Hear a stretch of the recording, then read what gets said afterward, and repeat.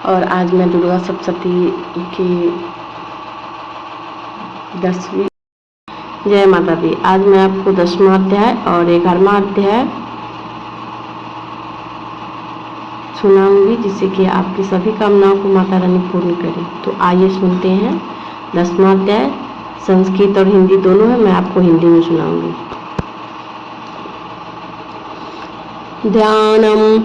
मैं मस्तक पर अर्चन धारण करने वाली शक्ति रूपा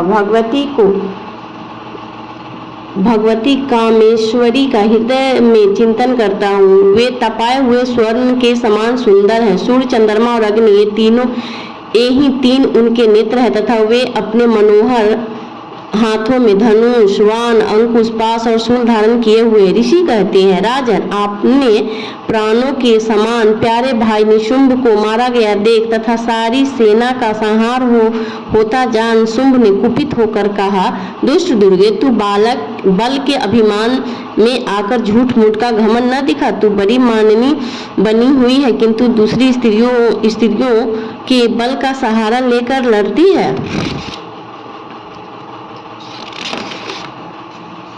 देवी बोली, ओ दुष्ट, मैं अकेली ही हूँ। इस संसार में मेरे सिवा दूसरी कौन है? देख, ये मेरी ही विभूतियां हैं, अतः मुझ में ही परिवेश कर रही हैं। तदंतर ब्राह्मणी और समस्त देवियां अंबिका देवी के शरीर में लीन हो गई। उस समय केवल अंबिका देवी ही रह गई। देवी बोली, मैं अपने ऐश्वर्य शक्ति से अनेक रूपों में यहाँ उपस्थित हुई थी। उन सब रूपों को मैंने समेट लिया है। अब अकेली ही युद्ध में खड़ी हूँ, तू भी स्थिर हो जाओ। ऋषि कहते हैं, तदंतर देवी और शुंभ दोनों में सब देवताओं तथा दानवों के देखते देखते भयंकर युद्ध छिड़ गया। बाणों की वर्षा तथा तीखे शस्त्रों एवं दारुण अस्त्रों की प्रहार के कारण उन दोनों को युद्ध सब लोगों के लिए बड़ा भयानक प्रतीत हुआ।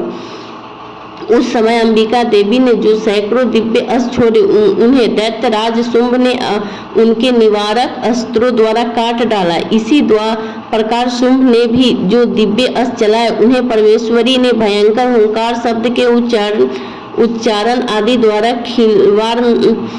खिलवाड़ में ही नष्ट कर डाला।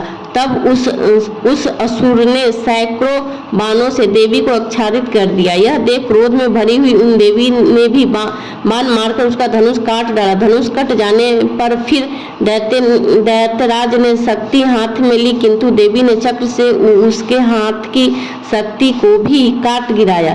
तत्पश्चात दैत्यों की स्वामी शुंभ ने 9 चांद वाली चमकती हुई ढाल और तलवार हाथ में ले उस समय देवी पर धावा किया। उनके आते ही चंडिका ने अपने धनुष से छोड़े हुए तीखे बाणों द्वारा उनकी सूर्य किरणों के समान उज्जवल ढाल और तलवार को तुरंत काट डाला।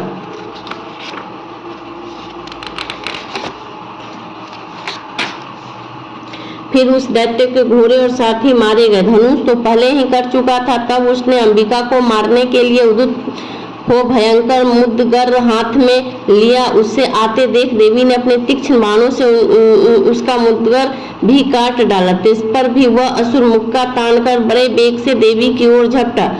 उस दैत्यराज ने देवी की छाती में मुक्का मारा। तब उन देवी ने भी उसकी छाती में एक चाटा जड़ दिया। देवी के थप्पड़ खाकर दैत्यराज शुंभ पृथ्वी पर गिर पड़ा, किंतु पुनः सहसा पूर्ववत उठकर खड़ा हो गया।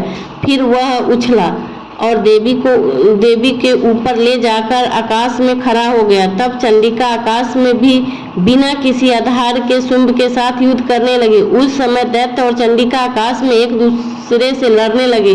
उनका यह युद्ध पहले सिद्ध और मुनियों को विस्मय डालने वाला हुआ। फिर अंबिका ने शुंभ के साथ बहुत देर तक युद्ध करने के पश्चात उसे उठाकर घुमाया और पृथ्वी पर पटक दिया।